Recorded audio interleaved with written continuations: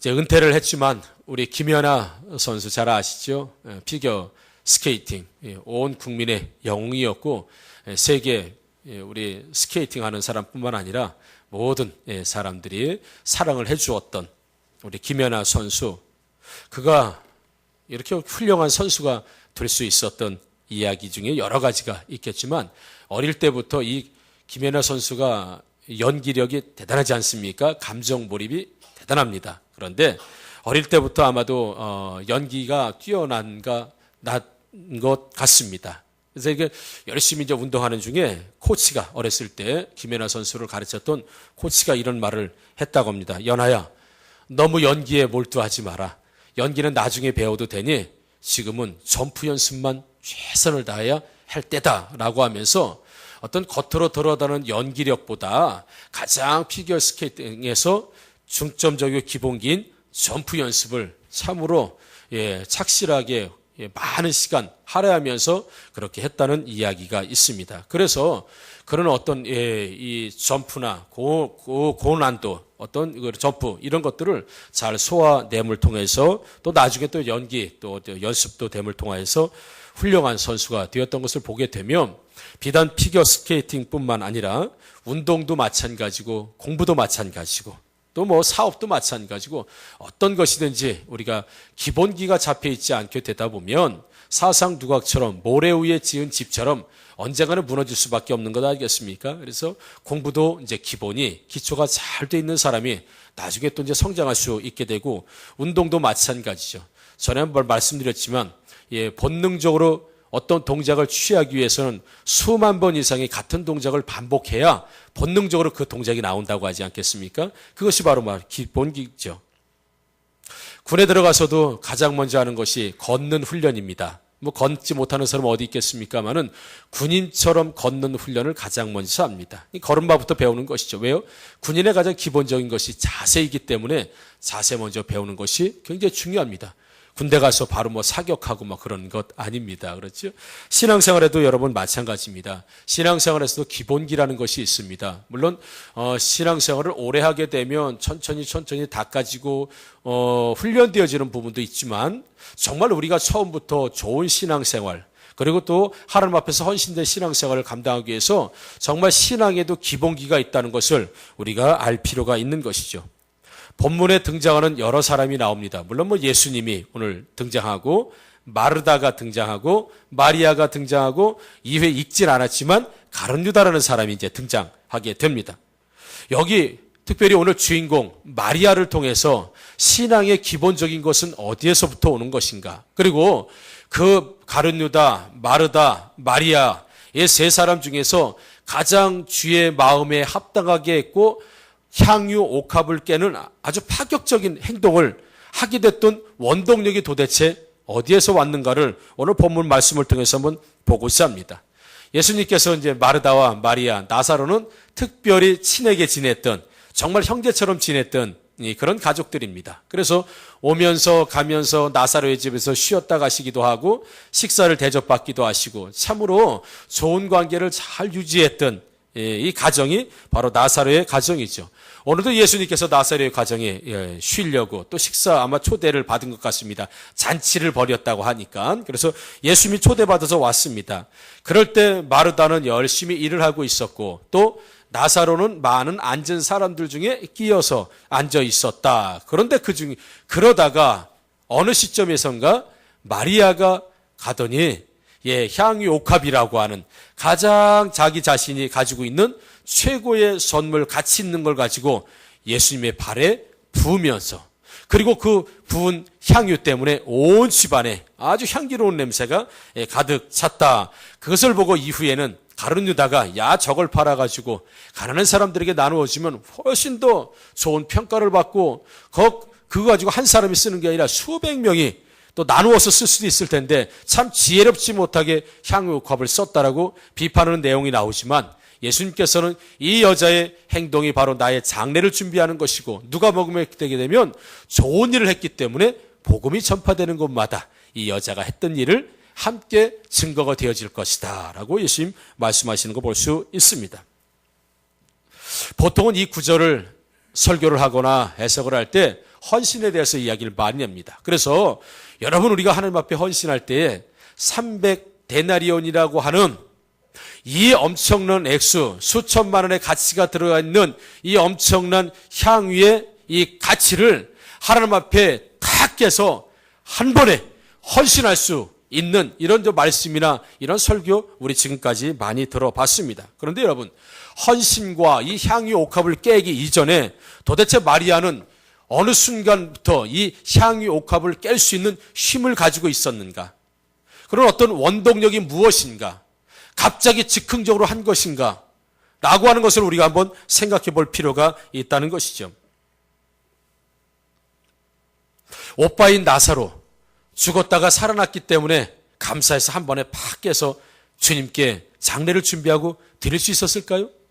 뭐 그럴 수 있다고 보겠죠. 왜냐하면 너무 감사한 일이기 때문에 죽었던 오라버니가 살아났는데, 아니면 서두에 말씀드린 것처럼 예수님하고 워낙 가깝게 지내기 때문에 예수님에게 써도 별로 아깝지 않은 거기 때문에 그렇게 해서 예수님에게 부었을까요? 그래서 친해서 그랬을까요? 아니면 기적을 맛보았기 때문에 감사해서 그랬을까요?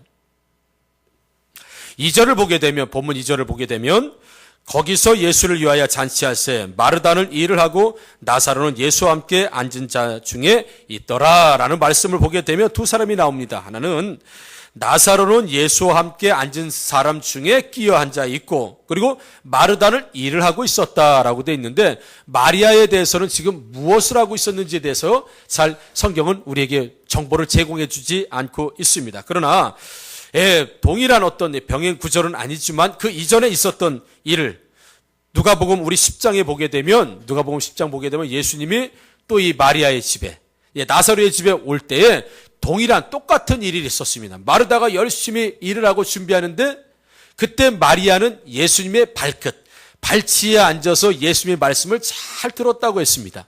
그러다 보니까는 언니 마르다가 마리아는 자신의 일을 도와주지 않고 예수님의 말씀만 듣고 있는, 그래 가만히 앉아 있는 걸 보고 화가 나고 속상해서 예수님에게 항의를 하죠. 우리 동생 마리아를 좀 야단을 치셔가지고 나와 함께 일을 도울 수 있도록 좀 뺀질뺀질거리지 말고 좀 도울 수 있도록 좀 야단 좀 쳐주세요. 이건 도리가 아니지 않습니까? 나 혼자 지금 바빠 죽겠는데 라는 이야기, 내용이 나옵니다. 그것이 바로 이제 누가복음 10장에 나오는 내용이죠. 그 내용을 통해서 보게 되면 항상 예수님이 오시면 마르다는 무엇을 했을까요? 음식 준비하는데 바빴던 여자라고 성경 그렇게 이야기하고 있어요. 그러니까 예수님이 한 번 오시든 두 번 오시든 세 번 오시든 예수님이 오시면 마르다는 게 일단 부엌으로, 그렇죠? 주방으로 가서 막 음식 만드는 걸 잘했던 것 같아요. 이건 예수님 음식 만들어 대접하려는 일에 최선을 다했고, 또 나사로도 예수님이 오시게 되면 아마도 예수님 말씀을 듣는 사람들 앉은 중에 있었던 걸 보게 되면 항상 예수님이 오게 되면 그런 일을 감당했던 것 같아요. 조금 전에 누가복음에서 보게 되면 얼마든지 추론해 볼 수 있는 건, 마리아 오늘도 또 어디에 앉아 있었을까? 예수님 발밑에, 바로 턱 밑에, 예수님 턱 밑에 앉아가지고 말씀을 듣고 있었구나. 가장 주님에게 필요한 것, 그건 그 말씀을 듣고자 하는, 주님 가까이서 말씀을 듣고자 하는 행동을 마리아는 가장 먼저 취했다는 걸 보게 되면, 여러분, 예배를 잘 드리는 사람, 예배에 성공하는 사람, 그래서 예수님의 발끝에서 항상 예배를 드렸던, 예수님 가까이에서 항상 예배를 드렸던 그 마리아가 향유를 가져다가 부은 곳이 어디입니까? 발입니다. 왜냐하면 여러분, 예배 중에 은혜 받은 자가 예배 안에서 역사가 일어나게 되는 줄 믿습니다. 여러분, 옥합을 깬 헌신의 역사가 어디에서 일어났냐 하면 바로 앉은 자리였던, 항상 예수님이 오면 앉았던 그 발끝의 자리에서 헌신의 역사가 일어났던 거죠. 그러면 어떻게 하면 예배에 여러분 은혜를 맛있게 받을 수 있을까요? 예배에 은혜 받지 못하는 분들은 원망과 불평을 입에 달고 살 수밖에 없습니다. 은혜가 되지 않기 때문에 그렇습니다. 조금 이따 나오겠죠. 그럼 은혜가 돼야 은혜를 받지요 라고 이야기를 하겠지만 그건 아니라는 걸 제가 설명해 드릴 겁니다. 조금 있다가. 그래서 보면 이 말씀, 예배에 은혜 받은 분들 보게 되면 사람이 바뀝니다. 여러분, 사람 바뀐 사람들 이야기 들어보십시오. 삶이 바뀐 사람들 이야기 들어보세요. 예배에 성공했던 공통점을 가지고 있습니다. 절대 예배에 성공하지 못하고 예배의 은혜를 체험하지 못하고 온갖 잡생각으로 다 이 예배 시간을 다 보낸 사람 치고 은혜 받은 사람 없을 뿐만 아니라 은혜를 받지 못하기 때문에 주님의 헌신의 자리에 나아갈 수 없다는 것을 오늘 마리아를 통해서 봅니다, 여러분. 그렇다면 여러분 마태복음 15장 8절에 보게 되면 이 백성이 입술로는 나를 공경해대 마음은 내게서 멀도다라고 예수님이 책망하는 걸 보게 돼요. 예배의 은혜를 받기 위해서는 마음이 멀어져서는 안 됩니다, 여러분. 예수님과 마음이 멀어지게 되면 은혜가 되질 않아요. 하나님 말씀으로 들리지가 않게 됩니다. 그렇다게 된다면 이 마리아를 통해서 어떻게 하면 마음을 예배 가운데 주님에게 가까이 갈 수 있겠는가? 복음서에 보게 되면 한 중풍병자를 친구들이 4명이 침상째 메고 옵니다. 그 내용 잘 아시죠? 알기 때문에 추가 설명을 안 드리고 말씀을 드립니다. 내 친구가 한 친구의 중풍병에 침상 4곳을 들고 옵니다. 왔는데 보니까 이미 많은 사람들이 예수님 앞에 확 앉아 있었기 때문에 예수님 앞으로 갈 수가 없었다는 겁니다. 자, 그렇다면 왜 예수님 앞으로 갈 수 없었을까요? 사람이 많아서. 왜 사람이 많았을까요? 늦게 왔으니까. 그렇죠? 이 친구들보다 훨씬 더 일찍 온 사람들이 예수님 앞을 점령하고 있다 보니까 나중에 오니까 예수님 앞에 가까이 갈 수 없어서 지붕을 오고 나서 지붕을 뜯고 침상을 내렸다 하는 내용이 있지 않겠습니까, 여러분? 마리아가 항상 그 많은 무리들 가운데 예수님이 가게 되면 항상 동행하는 무리들이 있고 예수님이 가는 곳마다 소문이 났기 때문에 많은 사람들이 모여듭니다. 그런 모여드는 가운데서도 예수님 앞에 가장 가까이 마리아가 있었다는 것은 친했기 때문에 VIP로 다 대접을 받았기 때문에 요건 마리아석이니까 여기 전부 앉으면 안 돼. 찜해놓고 갔을까요? 가방 놓고 가서 요건 내 자리라고 그렇게 했을까요? 아니요. 예수님이 온다고 하게 되면 그런 소문이 있게 되고 그런 전가를 받게 되고 소식을 받게 되면 마르다는 어디로 갔어요? 부엌으로 뛰어들어가서 예수님이 후라이를 좋아하시지, 예수님이 제육볶음을 좋아하시지, 그래서 그거 만드는데 부엌으로 가장 먼저 간 거예요. 근데 예수님이 오기 전부터 마리아는 어디 앉았어요? 항상 예수님이 오시면 이 자리에 앉으니까 난 이 자리에 앉아 있어야지. 그건 기대하는 마음이에요. 기대하는 마음. 오늘 예수님이 지난번에 오셔서도 정말 생명 같은 말씀을 주셨는데 이번에도 오시면 또 어떤 말씀을 주실까? 그 말씀을 멀리 들으면 혹시 한마디라도 놓칠까 봐. 여러분, 예배 은혜 받기 위해서는 기대하는 마음 가지고 오시기를 주의 이름으로 축원합니다, 여러분. 또 하나, 여러분 마르다와 또 가룟 유다를 통해서 보게 되면 마리아와 다른 게 있습니다. 뭐냐 하면 말씀 중에 다른 생각을 가져서는 안 된다는 겁니다. 예배 중에 다른 생각을 가져서는 안 된다는 겁니다. 가룟 유다가 즉시 향유옥합을 깨고 나니까 야 저걸 팔아줘 막 계산이 막 돌아가지요. 세상 일에 대해서 세상에 대해서 우리가 이럴 때 한번 드러내보고 이때 예수 한번 인기를 얻어보고 우리가 또 세상 사람들이 인정을 받을 수 있는 좋은 기회인데라고 하면서 향유옥합을 깨는 그 순간에 세상 일을 세상 계산을 하고 있는 이 가룟 유다를 보게 되면 예배에 여러분 오셔가지고 세상 생각하고 있으면 안 됩니다. 잡념의 생각을 가지고 있으면 안 됩니다. 말씀에 들어갈 자리가 없어요, 여러분. 마르다는 최소한 가룟 유다처럼 세상적인 생각을 하지 않고 있었다는 겁니다. 마르다가 했던 일, 예수님은 안증에도 없고 세상적인 일에 대해서 또 가룟 유다가 했던 세상적인 일에 대해서 마리아는 생각하지 않았다는 것을 우리 볼 수 있습니다, 여러분. 여러분 창세기에 보게 되면 아브라함이 나오고 조카 롯이 나옵니다. 아브라함과 조카 롯은 똑같이 고향 친척 아비 집을 다 떠났습니다. 아브라함과 동일하게 걸어왔습니다. 아브라함이 가는 곳에 롯도 갔습니다.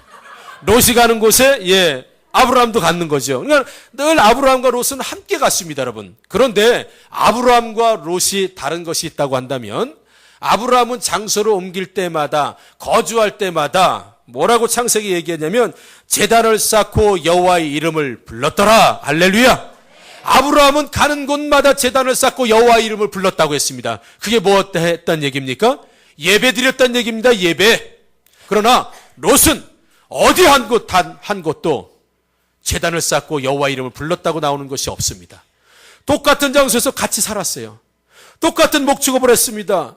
같이 먹고 같이 살았는데 가는 곳마다 아브라함은 예배를 드렸다. 예배를 잘 드렸다. 그런데 롯은 예배 안 드렸다. 그리고 나서 모압과 암몬의 이 우상을 숭배하는 이 조상이 바로 롯이 되지 않습니까? 그러면 믿음의 조상, 축복의 조상, 온 열방의 축복의 조상 아브라함. 누가 결국에 인생의 결말에 누가 잘 됐습니까? 롯이 잘 됐습니까? 아브라함이 잘 됐습니까? 당연히 아브라함이 축복을 받고 하나님의 은혜를 입은 사람 되지 않았겠습니까? 여러분, 그래서 은혜를 받은 사람은요, 하나님의 일을 해도 즐겁게 합니다. 예배 받은 후에 일을 해보십시오. 얼마나 즐겁습니까? 근데 예배의 은혜가 안 되고 말씀의 은혜가 안 된 사람은 하나를 해더라도 짜증나고 힘들고 괴롭고 막 그렇습니다. 은혜 받으면요 다 용서가 됩니다, 여러분. 은혜 받으면 넉넉해져요. 은혜 받으면 인색해지지가 않습니다. 은혜 받아봐요. 쥐였던 걸 놓게 됩니다, 여러분. 은혜 받으면 내 것이라고 했던 걸 하나님께 드리는데 전혀 아깝지가 않아요. 누구처럼요? 마리아처럼. 그래서 예배에 은혜 받는 것이 신앙이 여러분 가장 기본입니다. 조금 전에 말씀드린 아까 아니 은혜가 돼야 은혜를 받지요. 막 이렇게 이런 사람이 있을 수 있습니다. 여러분, 누가복음 10장 42절에 보게 되면 마리아는 이 좋은 편을 택하였으니라고 나옵니다. 마르다가 예수님, 저 마리아 좀 주방으로 좀 보내주십시오. 나 혼자만 뼈 빠지게 일하고 있으니까 좀 보내주십시오라고 할 때 마르다야, 됐다, 괜찮다. 마리아 여기 그대로 앉아있게 해라. 그리고 뭐라고 말씀하시냐면 마리아는 이 좋은 편을 택하였다. 여러분 잘 들으십시오. 이 좋은 편을 택했다고 했어요. 이 자리 예수님이 강제로 앉혀다 놓은 자리입니까? 마리아가 스스로 좋아서 택한 자리입니까? 스스로 좋아서 택한 자리예요. 마리아는 이 좋은 편을 택했다고 했습니다.